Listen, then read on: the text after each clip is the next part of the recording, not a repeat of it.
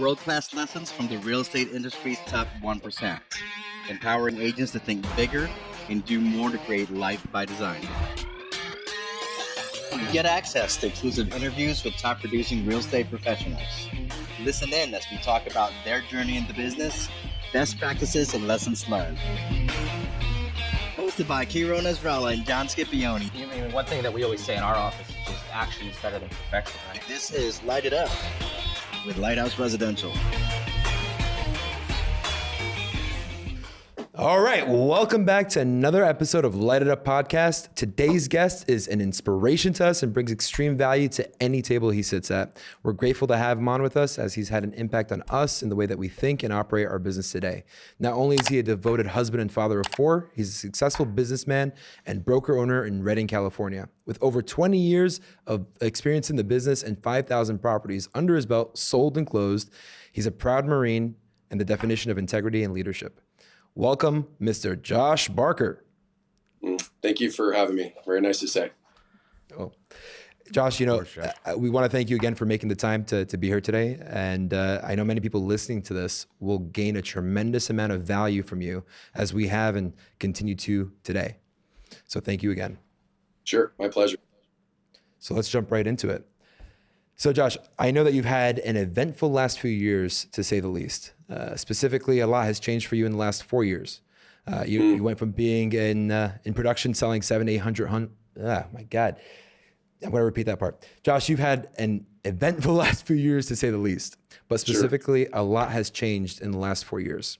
You went from being in production, selling 700 to 800 homes a year, and essentially selling your brokerage and retiring. And now you're back, but with a twist.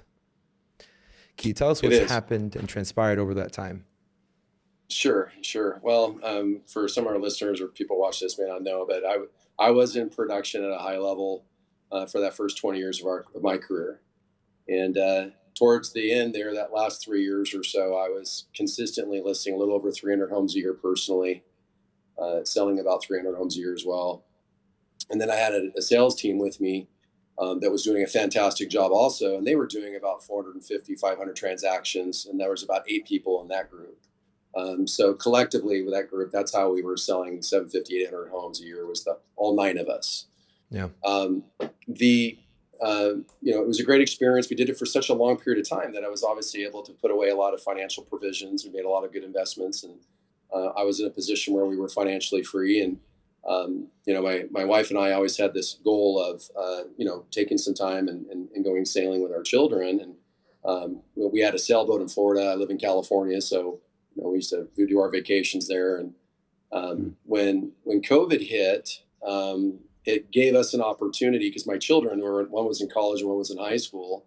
My two older kids, and they were both home and in between boyfriends, and it was just perfect opportunity.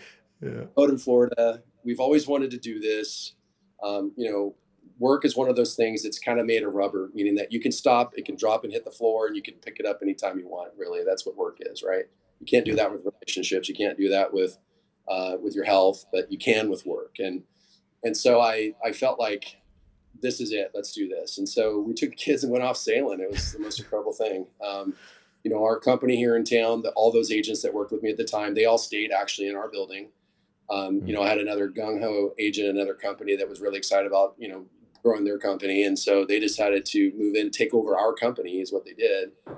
I kept my book though. And so I continued to refer business through our book to our previous sales team. Yeah. And it worked out really well for everybody. And we went sailing. And so the middle of our sailing trip, we found out, I have a son also that's 5 years old. We adopted him when he was a baby.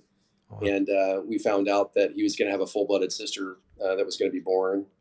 We learned that news, and we were somewhere in the Caribbean at the time. And when we got the news, it was like, well, we felt like that baby belonged to us. So yeah, it was going to go into foster care. So we turned our boat around, sailed back to California, and got back to Redding. And I don't mean to make a long story, but that's, if people are wondering, well, how's this guy back? It's like, well, I got a little baby again, and I've got one of the options, right?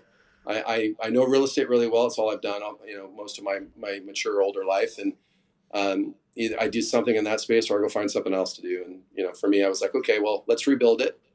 But this time I'm rebuilding it differently. Before I was a high producer, and today I'm developing agents to get those results that I was receiving. I'm getting those results through them now. And so I've taken a CEO position. I've developed a leadership team, and we've scaled our sales team. Now we're up to 23 agents as of today. Wow. On our team, on our sales team. So we're going that direction now. And it's a lot of fun. It's a whole nother set of challenges. What I lacked in leadership skills and ability before and made up for with production. Yeah. I can't hide behind that production anymore. I've got to be a better leader. So it's a lot of fun. It's incredible. Yeah, Congratulations first and foremost on that success. Thanks. Yeah. You said a lot there. I think he answered like 15 Of our questions. Our Thanks, questions. Josh. Now it's all wiped out. No, but in all seriousness, Josh, it's, just walk me through real quick, like from when you had the idea of saying, hey, COVID's hit, maybe this is an opportunity for us to do what we've always wanted to do, to when you actually pulled the trigger and said, all right, we're going to do this. Like, how much time was that? Was that, 2 weeks? Oh, no, it was more than that. But, we'd already had a plan that we were going to do it that following December. Yeah. And we were already in a position financially where we were financially free. We were already, working our way towards, in December, we were going to make some sort of announcement to the company that we wanted to take this time. And we thought it would be more than a year and a half. We thought it'd be like 3 or 4 years. Right. So we were fully expecting the company would need new leadership and would need all those things. If I could go back and do it over again, knowing that I was going to come back, I probably wouldn't have done it that same way because I thought we were on longer. But babies have a way of changing that. So the plan was to do it anyway. You just sort of expedited it by, I don't know. Yes, COVID created this unique opportunity. My children were home. They were home from school. Yeah. They were obviously, bummed out and everything else. And, I looked at it and I thought, you know what, my employees are at home. Our agents are working from home now. Yeah. My kids are at home. If I'm going to make this change, if I do it now, this is how I thought at that time. I thought if I do this now, while they're already in a disruption, it's probably better timing for them versus me do this in December after they get disrupted during COVID and then get disrupted again when Josh makes this announcement in December. Sure. Yeah. You know what I mean? Sure. So I did the math on that and thought, you know what, let's do this now. This is the right time to do it. It's not really according to our plan, but we can do it. And it's probably the best timing for our agents. And that had a big impact on it, was the timing with the other agents. I thought because they're already disrupted, let's pull the Band-Aid off now and help support them to get them back in traction with another company. Yeah. But they never had to move. These agents didn't even move their desk. Yeah. Which is convenient for them. Literally, more people came into the building from the other company is what happened. And so, it was very low disruption from that perspective. It probably was a disruption to have me disappear on them, but the physical location and things like that wasn't disruptive. Yeah. It says a lot about you and how you've built your business and how you sort of just go about your life, knowing that you could just sort of bring those plans up that much sooner. You know what I mean? A lot of times people are saying this, the reason that date is in the future, 10 months down the road, December, is because, we got to do all these things before that. So to see you sort of be able to just put that plan into action that quickly is awesome. Yeah. And not only that, one thing I did learn, and I didn't know it at the time, is how easy it is actually to wind down a company. It was remarkably easy compared to what I thought it might be. We just spend a lot of time trying to build it up, like all of our time. 20 years of assimilation and about 20 minutes of destruction, right? It's pretty crazy. But, and I have a family that come from a family of manufacturing where they do a lot, we have to have raw product, and you turn that raw product into a product that gets sold. And so I've been around that most of my life. And when they saw how easy it was for me, it's like, because they have, large buildings and massive machinery and, massive amounts of debt for the different raw materials. And, it's like, and it's going to be a feat whenever that company gets sold. Right. So, but in these companies that we have, real estate companies, they're so basic in nature. I think we grossly overthink the complexity of our businesses, because in reality, these things are super simple to run. Yeah. Well, that's the beauty of not holding any inventory, right? It's just, I forget where I was recently.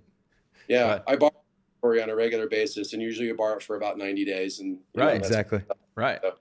We're not paying to have that inventory on our books, so to speak, other than, the servicing of that inventory. But yeah. The one thing I was going to say is you essentially taught your kids that in every adversity, there's a seed of opportunity, and you literally leapt at it. So they didn't have that stinking thinking that the rest of the world was going through. They said, okay, great. We have an opportunity to make this something beautiful. And that's something that they're going to carry on through life, which is amazing. I think so too. Well, they definitely won't have the same COVID experience. When people say, how was COVID for you? They're going to be like, well, which island are you talking about?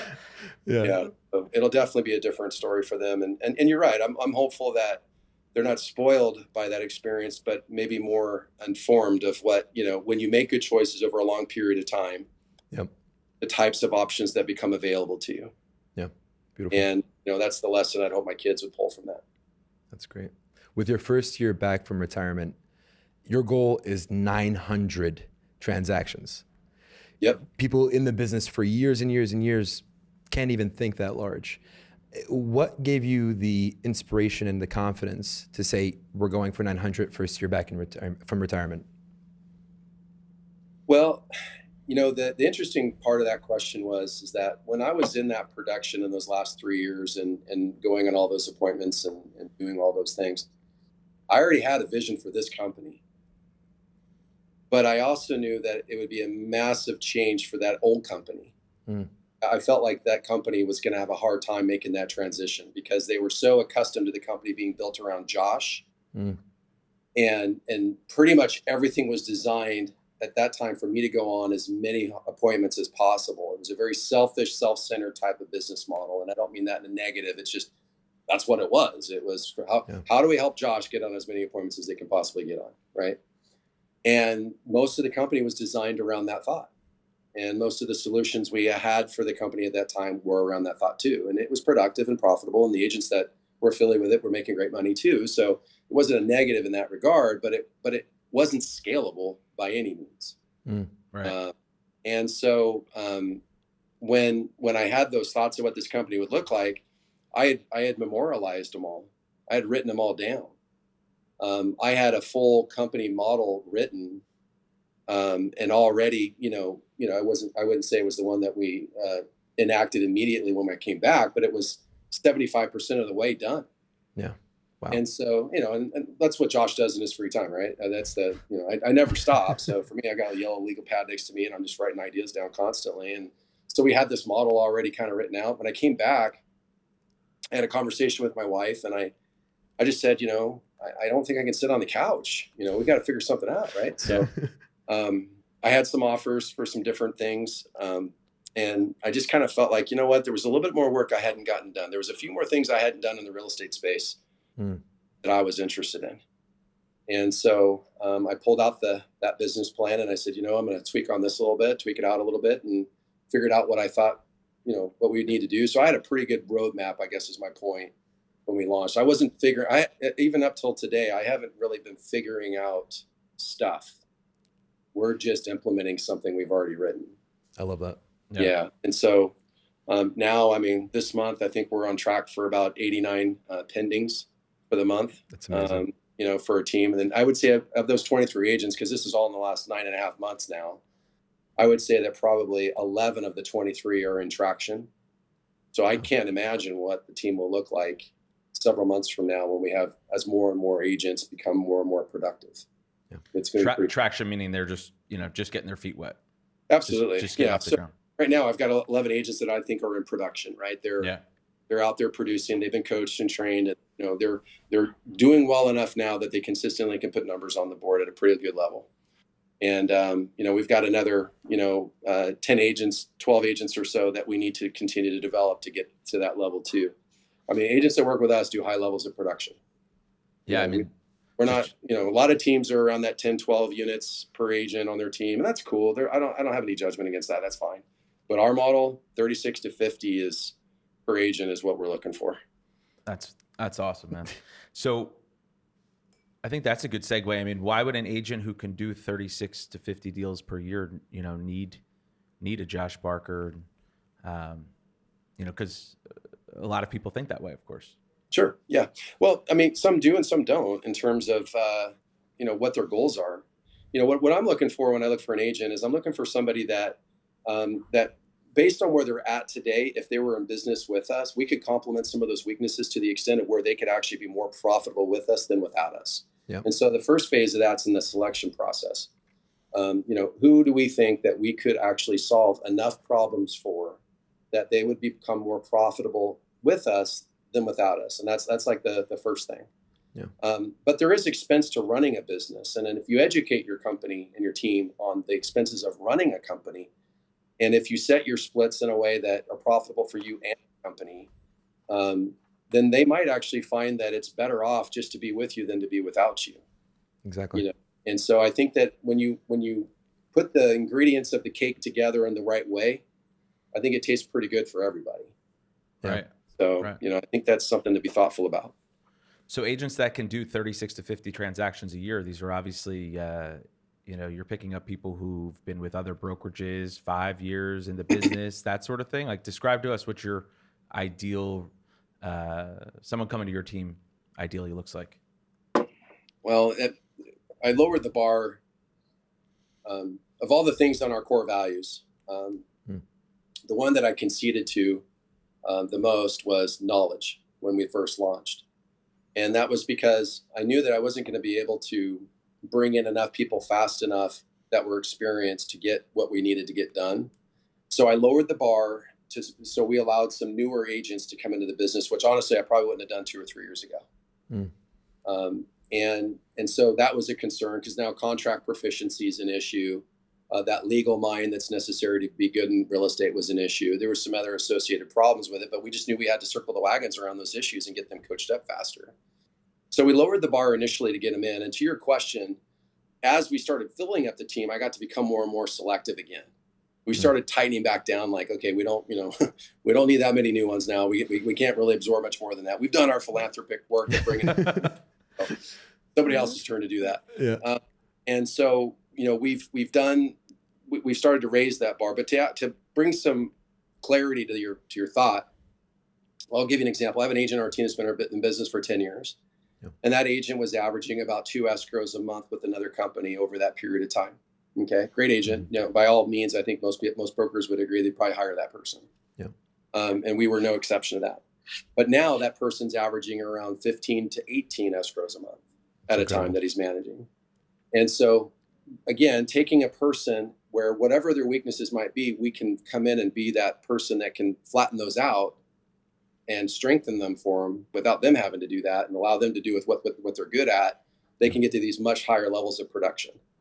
I have another one that's an agent's only been licensed for about 3 months. And, her first month with us, she put 5 homes under contract first month.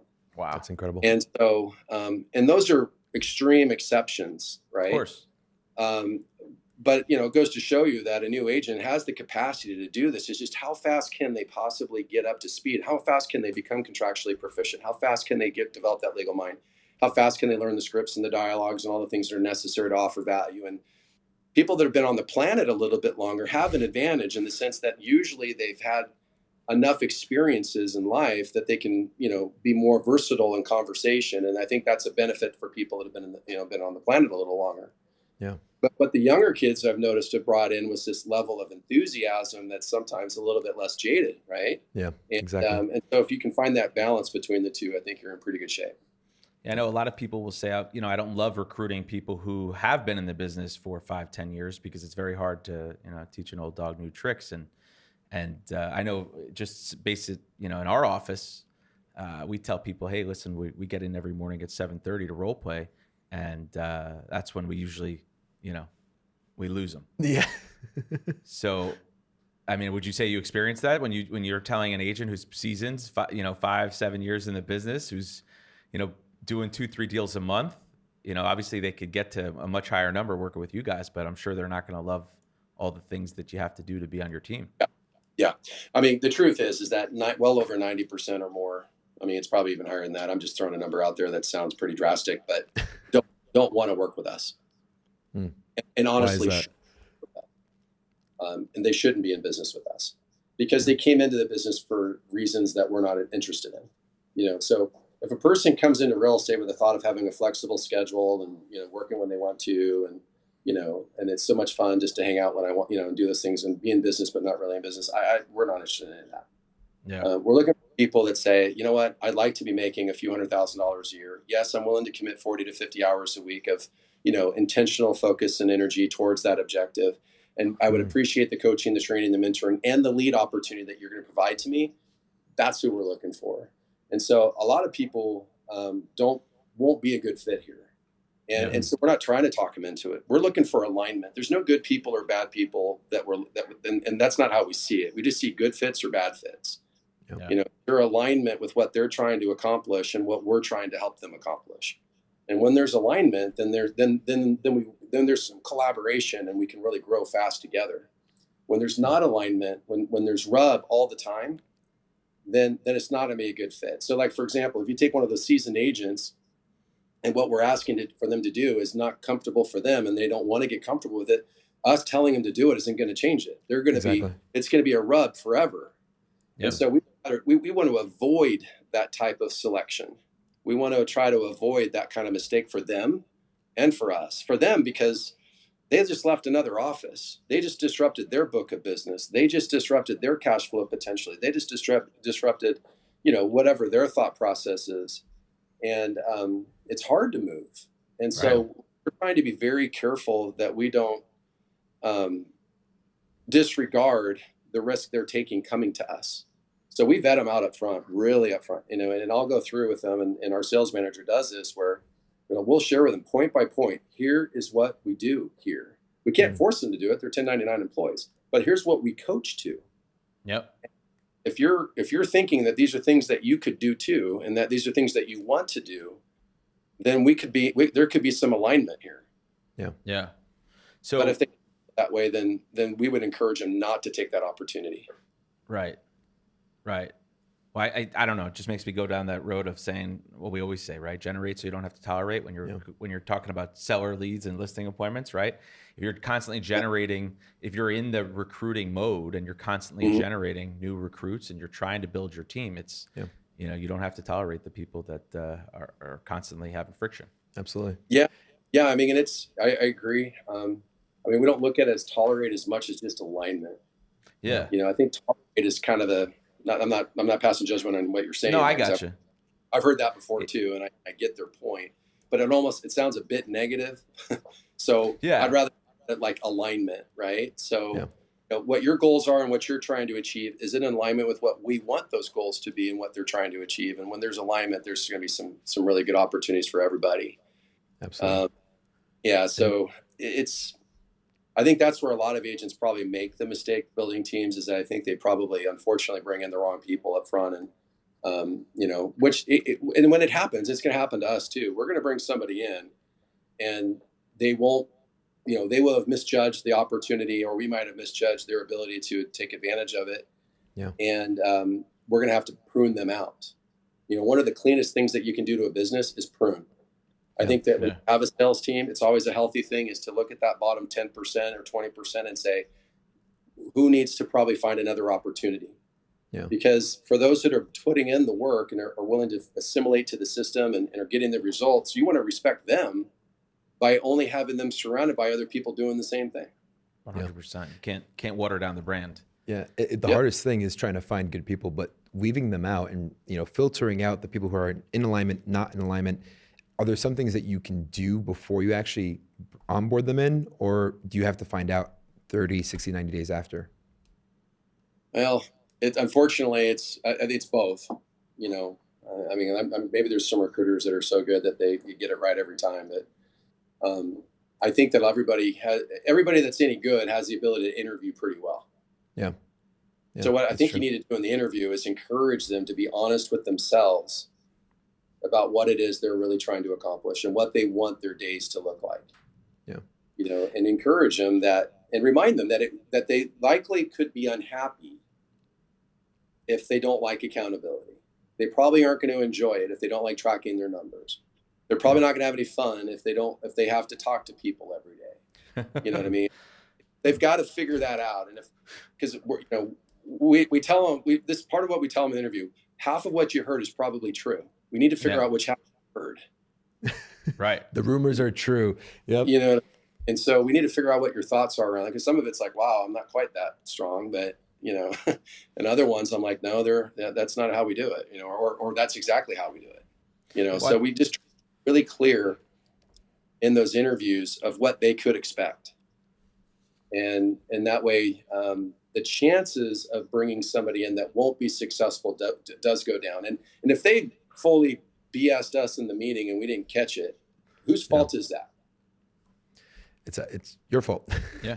Well, it's our fault for making the mistake, I suppose. But I would. But I guess lying, they would be lying during the interview. And you tell me everything that I wanted to hear, and you weren't being honest with me, and I didn't pick up on that. And now when you join the team, we actually did everything we told you we were going to do, and now you're unhappy. Somebody wasn't. Yeah. Right. Exactly. So, that's true. Yeah. Well, Josh, what do you, from the most successful agents that you have on your team, what are some of the most common traits that they have between them? Enthusiasm is number one. Enthusiasm. Yep. And Mike Ferry's talked about that for years. Yeah. Enthusiasm is number one. I mean, that's what he's coached his coaches for years. I mean, if you were to ever hear Mike on coaching coaches, it was in being enthusiastic. Yeah. And I think it's true for agents too. They need to be enthusiastic, and have a personality. Yeah. And be somewhat attractive to other people. And those are tough things to say in a, because it's like, well, how do you know? Well, by people responding to you. Yeah. Because I can teach somebody what to say, but if they don't say it well because they don't have a personality, then how is it going to go? Yeah. You're just not going to get the same results. So I think that the ones that have done really well have a high level of enthusiasm. They've got a great personality. They're very engaging. They're willing to work, obviously. I mean, that's very close to the top of the list. They're coachable. They accept mistakes quickly, want to learn how to, do it better the next time. And, they do really, in our situation, they play well, they play nice together with other people. That's awesome. Yeah, I feel like Mike said before, what you lack in skill, you make up for in energy and enthusiasm. 100%. I mean, people always all the time like, gosh, you were making 100 contacts a day when you're new in the business. I know, it's terrible. I had to. Yeah. I sucked that bad. I had to talk to 100 people before 1% would say they were willing to talk with me, right? Yeah. Yeah. So, I think everybody's been through that. My sucky skills, because, by the end of my career there, I was talking to like 5 people and having the same outcome. So, you got to learn. Which is incredible. Leading the team the way you are right now, from being in production, now you're essentially the CEO of the business. What are some lessons that you've learned over the last 9 months? You can't do it all yourself. That's the number one thing. I borrowed that from everybody that, it's ever written the books on how to scale. But I actually, this time, I knew that if I was the solution to any problems that we were running into in this company, I'd have to remain the solution. And so I did my very, very best to delegate and to empower people around me to do their jobs at the highest level. And had I not done that, I would have been bogged down at a lower level of agents, a lower level of production, and dealing with small problems that, that every brokerage has to deal with. I'd be stuck in the weeds, man. So what I did in the very beginning was, when I relaunched, I hired a great person to run our operations for our company. It was the very first hire. And I sent her off to go and recruit and hire our W-2 employees. And I went off and started hiring our 1099 employees. And so we split the field right then and there. And then about halfway through, we're 9.5 months into it now, and about halfway through, about 4 or 5 months in, I brought in that sales manager. Once I got the agent count up to about 10, 12, and said, okay, that's as far as I'm bringing it. Now we need a sales manager, because we need to shore up coaching and training and mentoring, and we need to develop more agents in the company. I'm not going to do that role. I need to be doing more of the overseeing of the whole thing. So I brought in a sales manager and said, here's your job. Go and develop or go recruit and select great agents that meet this criteria. And then let's coach, train, and develop the agents, all of them, as they come on our team. Yeah. And so by splitting the field with the leadership team and going out in that direction, it helped us get to capacity much faster than if I did it all by myself. Yeah, for sure. So that was a pretty big lesson. And then, being patient, because when you're a newer company like we are, I don't have the veterans. About half my old sales team's back now, but the other half is doing great and they're not coming back. Mm. On our admin team, about a third of our admin team came back. And plus it was smaller than it is today because we were doing more business now. Yeah. So we've had to train a lot of new people, and being patient. The challenging part, I hope I don't go down a rabbit trail with this, that it's so important to encourage the people in your company. And when you're really busy and you're in traction and you're running with your head cut off, which a lot of producers, a lot of these teams that we're probably talking to in these videos, I'm sure that one of the team leaders probably in production, which means that the only time they have is to address issues or mistakes. And so your team starts to get this feeling that the only thing you do is peck at them all the time. Mm. And, there's these rules of thumb out there where you need to be complimenting 3, 4, 5 times for every critique, right? Yeah. But when everybody's so new and the mistakes are so high, you'd have to spend all day long complimenting just the right to, critique, right? So yeah. It's a tough lift. That's been I try to be mindful of, hey, we need to catch people doing stuff right and celebrate it. Yeah. And we're doing that constantly because there's a lot of critiques flying around too. Yeah. And I have to pinch myself once in a while and remind myself that half of the problems that I see our customers don't see. Mm. Right. You know what I mean? So, I'm complaining about the sausage making process, but our customers are really liking the taste of the sausage. So yeah. I've got to be careful about how important certain things are. Yeah. You know what I mean? Because everything's important, and but what's the most important thing to address? And right. I'm definitely working in that a lot. So, Josh, it sounds like those key leadership positions. You made some really good choices there. I mean, talk to us about your ops manager and the sales manager. I mean, were they real estate people before? Did they run other brokerages? Are they operations people from other industries? So Tony was a listing manager for my company before. And Tony's she, Toni. She was the person that assisted me with managing all those listings. So Toni, I've watched her manage 100 listings for me. Yeah. Her and I worked together. I list homes, she processed them, brought them to the market. And then when they pended, they went to our closing department. That was kind of the routine before. So I knew Toni really well. I had an advantage there. I knew exactly what I was getting when I went to Toni and said, I want you to be my number one. Ops manager. And, yeah. And so I knew what I was getting. It was cool because the conversation was, hey, Toni. I called her up. She knew I was back in town. And I said, hey, Toni, how you doing? She's like, great. I'm like, what are you up to? Nothing. What are you doing? I said, I'm just thinking. And she says, yes. Yes to what? She goes, I don't know, but whatever's coming, yes. And I'm like, okay. So that's how well she knows me, right? Yeah. So that was a huge advantage. So she'd been with me for about 4 years, and I've known her since, she's in her mid 30s now. Actually, I better not date her. I won't tell you how old she is. But when she was, I've known her since she was like 16, 17 years old because I knew her parents.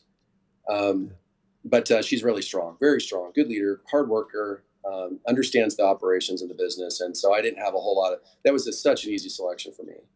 She doesn't have all the leadership experience because she's more of a technician. So there's some training and coaching that's going into that. And we're getting better in those areas as much as we can all the time. And then for the sales manager, ironically, he was a new agent on our team. He was worked at the county before that, and he was a pastor. Wow. So he already had that shepherding mindset, person that wants to see other people do well, not just in business, but with their entire life, which is what we were really looking for. You can't coach an agent on one part of their life and expect to get a good outcome. They need to be coached in their personal, life, their marriage, their not that we do all that like counseling or anything, but we're mindful of all those things because that all has a relationship to the productivity in their business. Yeah. So Ryan was a fantastic fit for that, and so that's been the next piece, and he's doing a wonderful job. So he was an agent on the prior team, or he was an agent on this team? On this new. So yeah, he was brand new in the business. my number one agent on our team, which sucked, right? So, Yeah. because when I was out there interviewing sales managers, he's knocking on the door going, I think this is my calling. I'm like, dude, you're making too much money. You keep doing what you're, you don't want to go for this job, man. And he came back multiple times. And so it was, I kind of felt the prompting, like this was meant to be. We need to do this. Calling. And I've only had affirmation after affirmation after affirmation after, now that we've done that. It's been like, wow, the right person shows up and things start to change. So he's not actively selling. He's just solely focused on managing the team.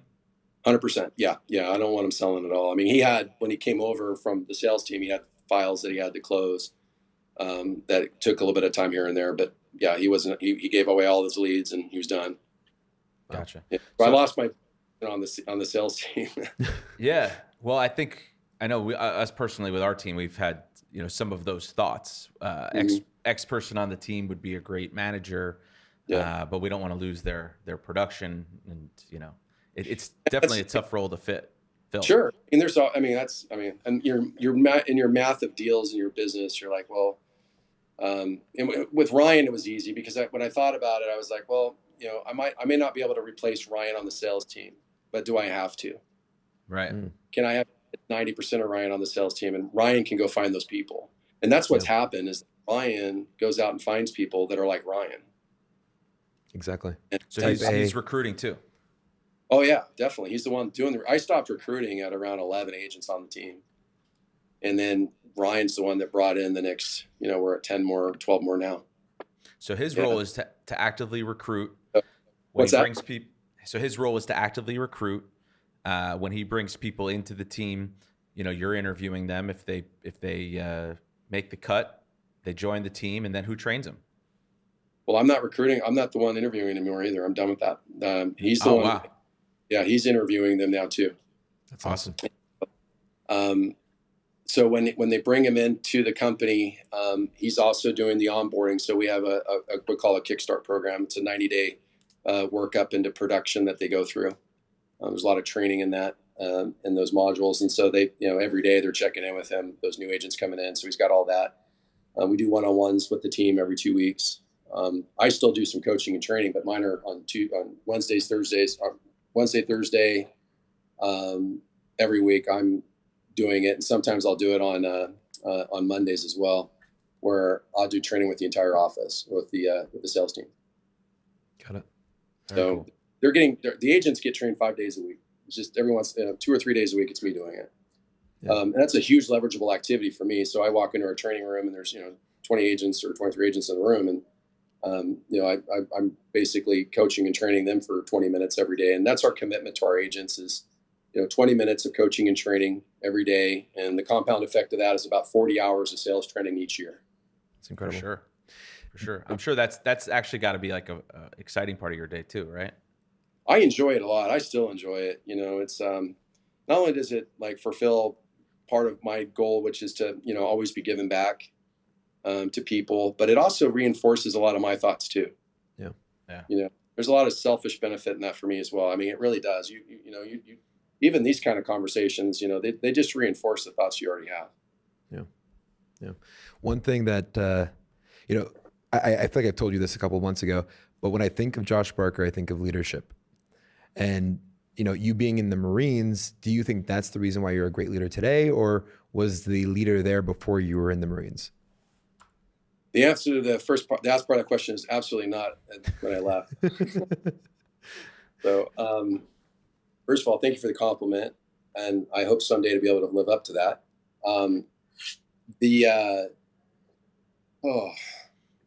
No, I don't. As a kid, no, for sure. All the way up until I went in, I would say I was driven, but I wasn't a leader. Because a difference between being driven and a leader, in my opinion, is that a leader has the expectation of leading others. Mm-hmm. And I was not in any way ready to lead others when I was 16, 17, 18 years old. I was never, the captain of my football team or anything like that, where I might have developed some of those traits, right? Yeah. So I never had any of that.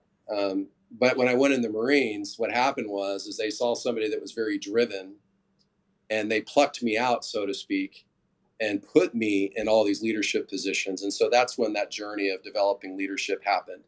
They had to literally pull me aside and say, you're doing this. And the first time I ever had it happen to me, I can tell you, I was in boot camp. I was in the second phase, which was up at Camp Pendleton at the time. And the drill instructor pulled me outside, and there's this platoon leader, or what they call the guide in the Marines. There's a person, a recruit, who's the leader of the platoon, who reports to the drill instructors, right? And this person that takes the blame has to do all the push-ups for everybody. I mean, that's that person, right? Yeah. And there's only one.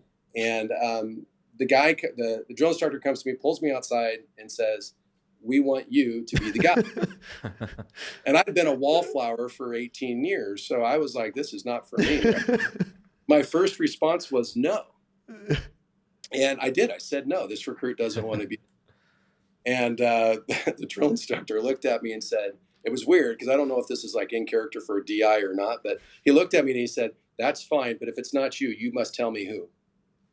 Wow. So that person can blame you if you don't do it. Yep. He says, if it's not you, then you tell me who, is what he did to me. And I literally said, "I'll do it." At that moment, I was like, I guess it's me. And and I said, yes. And I can tell you that was the moment, I got chills up my back just saying that. That was the moment that I turned into, that's the moment I realized I had leadership gifts. Yeah. I hadn't exposed them yet, and I hadn't developed them yet, and I didn't have a clue what it meant, but I knew something had changed in my life at that very moment. That's incredible. And so for that reason, when people say, "Hey, Josh, do you think it was the Marines?" I'd say, well, yeah, but it was that moment when that drill instructor did that to me that changed my life forever. And I won't never forget. His name was, I forgot his first name. It was drill instructor Romanowski. Romanowski. Did he tell you that in front of the rest of your platoon or your group? No, or he privately? He literally in front of the barracks, put me in the front of the barracks on my chest, and he says, "You're going to be the guy." See, that's integrity. He's like pecking me with his drill cover. Yeah, but he said no. No, but until he said someone else is going to take the bullet. Yeah, but no, you turned it around pretty nicely. Yeah. Well, lesson in that, we never know what impact we're having on people and how we can alter that guy. And I don't know if he ever knew that. I mean, he to this day may not even know what he did, but he changed my life in that moment. And maybe it would have happened again later from somebody else. I don't know. But this guy did it. Yeah. So we never know what kind of impact we might have on somebody else. And so us showing up, I think, in every moment that we can, being the best version of ourselves and serving people at the highest level, and given that encouragement when you see somebody down, you just never know when you're going to have that impact on somebody else. Yeah. Yeah. So don't think all the seed that we throw every day is fruitless. That's right. Because that stuff's going to fall on fertile soil. And I was fertile soil. So you just never. How is it different being a leader in the old team versus, today's team? It's a lot different. I carried some clout. I won't even use the word respect. I'll just use the word clout. I think I carried a lot of clout with my previous team because I did so much business. And I didn't brag about it. I mean, I didn't need to. I mean, the numbers, were there. They spoke for themselves. And I spent all my time coaching those guys when I was around them. Just like, hey, guys, just follow behind me. I'll lead the way. Enjoy all the carnage. I'm the plow. Enjoy all the fruits of what happens behind me as I go and list, 350 homes and all the things that come as a result of that. Right. Yeah. And so what I lacked in leadership, I probably made up for with production. I could hide a ton of mistakes in my business because I was so profitable. Right. So, so because I wasn't paying, that cost of sale was so much less on 300 deals, where I wasn't splitting that with anybody. It was insane, how profitable our company was. And so I didn't have to manage the books very closely. I didn't have to, the income well exceeded the expenses, right? So sure. Wasn't a whole lot of special attention that needed to be done like a normal CEO of any other company would have to do. I was running a practice.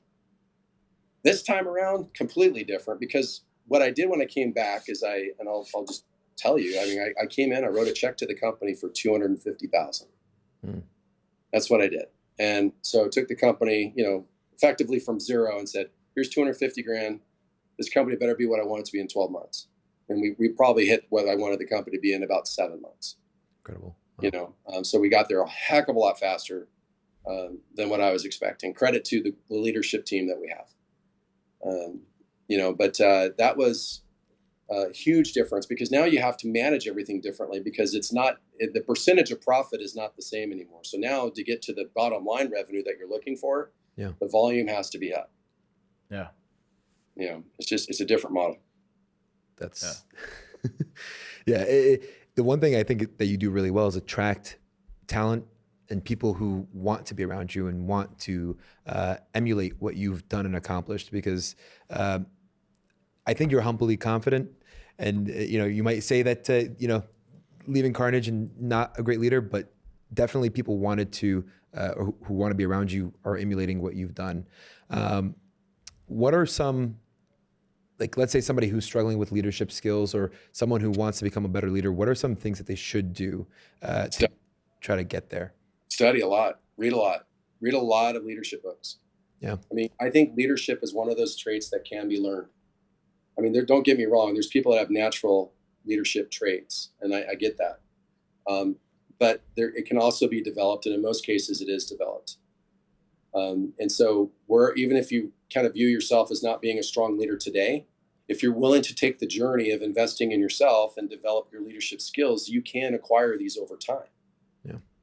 And what's interesting is that, as we go into whatever this market shift that we're about to see, I'm so excited for it, because I'm curious. I see some leaders out there today who are on pedestals, whether they put themselves there or somebody else put them there. Yeah.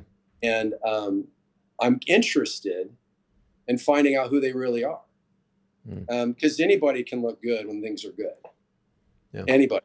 Easy, right? But your character and your leadership traits, they really start to show up when things get tight, when things get tough.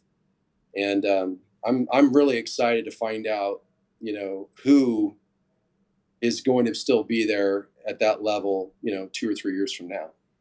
I love that. What I mean? We were talking about that this morning too. Yeah. And it's, and a lot of us have seen it. I mean, I've been through some down markets before where a really big one that most of us have heard of. And I was surprised actually at some of the people that didn't make it. I be careful who you're trying to copy. What's the old saying? Don't try to keep up with the Joneses, because the Joneses are going broke. Yeah. You know what I mean? And I've heard some, and I won't repeat them, but I've heard some recent stories in a few different teams around the country that I thought were exceptional. Yeah. And after finding out what I've learned, I was like, wow, they had, they gave the world this message, but in reality they were here. And that's actually kind of sad, because you can't really solve an issue unless you're willing to accept what it is first. Exactly. But going back to your first question on that, leadership, you can learn it, read books, watch videos, just become a life learner of leadership. And wherever you're at today, 6 months from now, you'll be better. 6 months from then, you'll be better. It's a continuous growth. That's great. One thing that you said that I am going to go pivot to is the downturn. And, empires are built in down markets. How do you plan on building your empire in this, coming downturn? Well, you have to look at the size of the sandbox you're already participating in first, right? Mm-hmm. What I mean by that is you can't be unrealistic about what the opportunity actually is that is available. I don't believe you can create markets that don't exist. Mm. I'm not going to talk sellers into selling, and I don't think I'm going to talk buyers into buying. Right. But of the buyers and the sellers that are going to buy and selling in any market, is there a realistic, what's available, is it enough to grow that empire? Does that make sense? So like if I look at, in our market, let's say if the market drops to 250 units in our county in a month to sell, okay, which is possible. That would be about 500 sites. Okay. Could I see our company doing 125 to 150 of those? Sure. Yeah. But if there was only 100 sales in a month, and my goal is 125 in a month, is that realistic? True. Not in this market. Have to expand to other markets to make that work, right? That's where expansion comes in. That's what, going on a rabbit trail again, but when people are talking about, hey, expansion and all this stuff, I'm like, you know what, that's cool. But if you haven't maximized your opportunity in the sandbox you exist in, then why would you spread your resources so thin into other markets, and there's people I'm sure that are like, oh no, that's a bad idea. I have a better idea. Yeah. But that's my opinion. I just, because I've looked at some of those expansion models and I just kind of scratch my head. I'm like, a lot of people probably should just put their focus on being really good companies in the markets they're in. Yeah. And what would you define a market? Are you guys focused on like A Just few Reading. big cities, or a couple different counties? I wouldn't pigeonhole it. I would just say that whatever is a realistic area for you to service. About 30 minutes. 30 minutes from your office, would you say? For us, it is. Yeah. Yeah. But I wouldn't want to, but that's because I don't have any traffic, right? So, but for somebody else, 30 minutes might be too big of a market. So I wouldn't try to. I'd hate for anybody to walk away from this going, well, that's what the definition is. Right. So, but I think realistically, what you want to serve, like we have a market service area that we have on a map. Mm-hmm. Yep. I don't even want our agents listing outside of that market service area. And the reason why is because anything we list, we have the expectation that we will serve, and that means our buyer's agents will be showing them also. Yep. So, so therefore, we have a market service area, and we don't want to list and sell outside of that area. Got it. Well, I'm fortunate enough to be in a mastermind with you and get to learn from all the golden nuggets that you throw. And on yesterday's call, we were talking about hitting walls and ceilings and how majority of people tend to get frustrated and they quit. And you said something that I had to write down like 3 times. Can you please tell John what your answer was to that conversation? Well, I don't remember what that was. So what was said is when some people see a wall, they get... When you run into conflict? No, like when people see a wall in their business or like hit a ceiling, they tend to get frustrated and quit. For you, when you see a wall. Yep. So, well, yeah, because there's no growth without stress. Mm-hmm. And so whether it be in a relationship or in growing a company or anything else, I mean, you can run into a wall and you can quit, and all of your friends and all of your buddies are going to justify your decision. Yeah, you did the right thing. They're going to say that kind of crap, right? Because they just want to be your friend. Yeah. But you miss out on the opportunity, which is to actually grow in that moment where you can actually, develop a skill or reconcile a relationship. I tell my kids all the time, they get, like the older girls, when they get in a fight with the other girls when they were younger, I was, high school, it's like, oh my gosh, what a nightmare. I've got shirts that are absolutely stained with mascara because of what ladies do. But one of the things I used to tell them all the time is like, look, in this conflict, there's an opportunity. You're both two good-willed people. Yeah. You kind of have the same in common goal, which is to survive high school, right? And you have an opportunity. You guys can quit on the relationship now, and all your friends will justify that decision. Or you guys can take the next step, which is to try to reconcile. You can take the next step, which is to try to grow together, to learn, to make adjustments on your style so that you guys can get better together. Yeah. And I'm like, one of them is a positive outcome where you grow. The other one's a negative one where you just go backwards.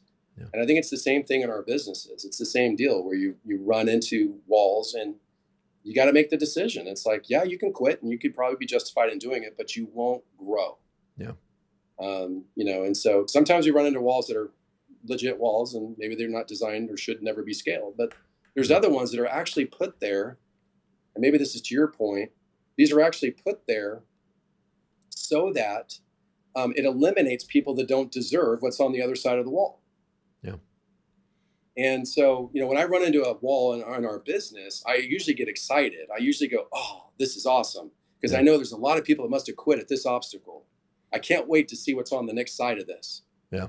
And that's what kind of gets me going, right? So when I run into walls, the first thing I think is, oh, how many people quit here? Awesome. I can't wait to get to the other side of it. Yeah. God bless you, man. That gave me goosebumps when he said it yesterday. The desk over and, get frustrated. And yeah. Well, I was in a call not too long ago. The person said, you know what sucks? I'm talking to these agents 4 or 5 times before I can get an interview with them. I'm like, those are the best agents to hire. I remember you saying, I remember KIRO sharing that with me. Yeah. He came to my office. He's like, dude, you got to hear this. I was like, what's that? Yeah. He's like, I think Josh had said some of the best agents that you want the meeting with are the ones that are the hardest to get the meeting with. Yeah. Right? If you have a hard time prying an agent away from a shitty office, imagine. Can you imagine what it would be like if somebody tried to call them and pull them away from your well-ran office? Yeah, exactly. So I see every adversity. I'm grateful for it, and I look at those obstacles as medians where this is where a certain amount of people must have pulled off. Yeah, and it won't be me. I'm going to go over the wall or through the wall. or around the world. Doesn't really matter what it is, but I'm going to be on the other side. Which is powerful. One of the things that becomes a struggle, especially when it's in a team environment, you are the sum of the 5 people you hang around with the most. And you get affected by that mindset. And then you tend to find yourself when you're alone, you're like, what am I doing? What am I thinking like this? What do you do to center yourself and kind of bring yourself back to reality for you? It's a good question. Well, I'm going to get a bit spiritual with you guys for a minute. Please do. Hope you don't mind. But I have what I take this, I've heard Jim Rohn say it, so I'm going to give him credit for it because I'm sure it's probably where I thought of it. But I have the round table in my head. And in that round table is a collection of some of the largest influences in my life. Some of them are already dead. So it's a one-way conversation. They're just talking to me, right? I can't necessarily talk to them. And then some of them are alive where I can actually have some collaboration. At the head of that table is Jesus Christ. And for me, I start my day there every day. And so that gives me that center, that gives me that gravity, that gives me that home plate where everything starts from. And so for me, everything gets ran by he's the chairman of the board for me in my head. And so everything gets filtered through that before I will make that final decision on anything, whether it be my own personal life or decisions in the company or anything else. That's what it comes through. So when you're asking, you get all this exposure to those 5 people, how do you know if it's you or if it's them, right? When you're connected spiritually, it centers you in a way where when you see things, you're running them through that filter and that lens, which is you. And then you can measure from that. So what that's allowed me to do is that I have people at that round table that a lot of my church friends would be like, that dude should be at the table. Who else is on the table? That's why there's a couple seats. Yeah. And then there's other sides to that equation too, where I've got some very spiritually minded people at that table, or some really business minded people who are like, I would never be here, right? So because I'm running it through that filter, it gives me some flexibility of taking the best things I can from everybody without compromising who I am. Yeah. Does that point come across? No, it's amazing. Interestingly enough, I was just reading a book about a pope who I'm named after, and he said there's no good days or bad days. There's just days with prayer and days without prayer. When you said that, I was just like, wow, okay, that makes perfect sense. Yeah, that's where I start my day. And some people do affirmations, and for me, I pray. That's I pray, and my affirmations are in my prayer. That's powerful. I love that. And when it comes to leading a team and having the mindset that you do, busting through the wall at any cost, how do you inspire others to do the same, to follow you? Well, I'm not asking them to follow me. I think that's one thing that I'm not trying to do. What I want them to do more is to adopt a lot of the proven principles that will serve them well in their life. I'm probably more than anything, I'm just trying to be a person that conveys information that's really good. Yeah. And that could have a meaningful impact on their life. And I think that's kind of how I look at it. I really don't want them to follow me because I am destined to fail at some point. So you follow me, I might walk you right into a ditch. But if I teach you all the right stuff and you develop as a person to the highest level, you might be the one pulling me out of a bad situation over time, right? So I think that's part of it, but I'm also working with them constantly on what is it that you want to get out of this experience? Mm-hmm. What are you trying to accomplish? Why is that important? What will that do for your family and for yourself? Yeah. And helping them, strengthen the link between what they're trying to accomplish and the activity that's necessary in order to achieve it. Yeah. You've got to figure out how to do things on the days you don't want to do them. And when the why is big enough, you'll overcome those bad days at a much higher level because the pull on your goal is so much stronger than maybe that negative thought or that negative experience or whatever you might have in that moment. And so I think that's constantly helping people to, keep that goal in front of them at the highest level. I know it served my wife and I really well. That's very well said. Awesome. Josh, what's your why? Now? My why really is to have the greatest amount of impact on as many people as I possibly can in a positive way. Yeah. And many people say that, but I truly see that in everything that you do and say, which is incredible. Thanks. Thank you. Well, learning every day, but that's where it's at for us now. And part of that's selfish because it fulfills a goal. But I also know that everything I ever want out of life, financial or otherwise, comes from just serving people anyway. Yeah. So, that's how this whole thing works, man. Let's just go touch in an appropriate way. Let's help enough people get what they want. Let's serve enough people. Let's be positive. Let's be the inspiration of somebody else's day. Let's be the light, and there's enough darkness in the world. We don't need to be playing in those areas. Yeah. Like, awesome, I think it was Jim Rohn who said, if you can help enough people get what they want, you'll get everything that you've ever wanted. Yeah. So, yeah. I love listening to that guy too, man. He's like your grandfather in the rocking chair. Like, yeah, give it 20. Dude, he's the best. It's incredible. I just wish I've heard people do really good imitations. I just can't pull it off. That's what I'm working on. That inflection in his voice is just it's exceptional. Yeah, he's incredible. And a lot of the guys today that are really good too, I think they would probably agree. They got a lot of it from him. Oh, 100%. He's just one of the greats. But it's that's the funny thing, right? In the world now, it's like there's really not any new ideas. There's just new and interesting ways in which to formulate ones. Yeah. Formulate the old ones. That's kind of what we're doing now. So that's beautiful. Awesome. Well, Josh, this is incredible. I am extremely grateful for the time that you spent. We know that your time is valuable, and we know that value will be really, people will hear it and it'll change their life and their business as it has for us too. So grateful for you. And if any of the viewers want to reach out to you or anybody in the California rating area wants to reach out to you, how should they do that? Just type in Josh Barker Real Estate, and I'm sure whatever you're looking for on Google is going to pop up. So awesome, man. Yeah. Well, Josh, thank you again. I appreciate the opportunity to be able to share with you guys for sure. And I'm really excited to see what you guys are doing with your business too. I know you guys are working hard at it, so it'll be fun to watch. Appreciate that, Josh. Thank you. Right. Thank you so much.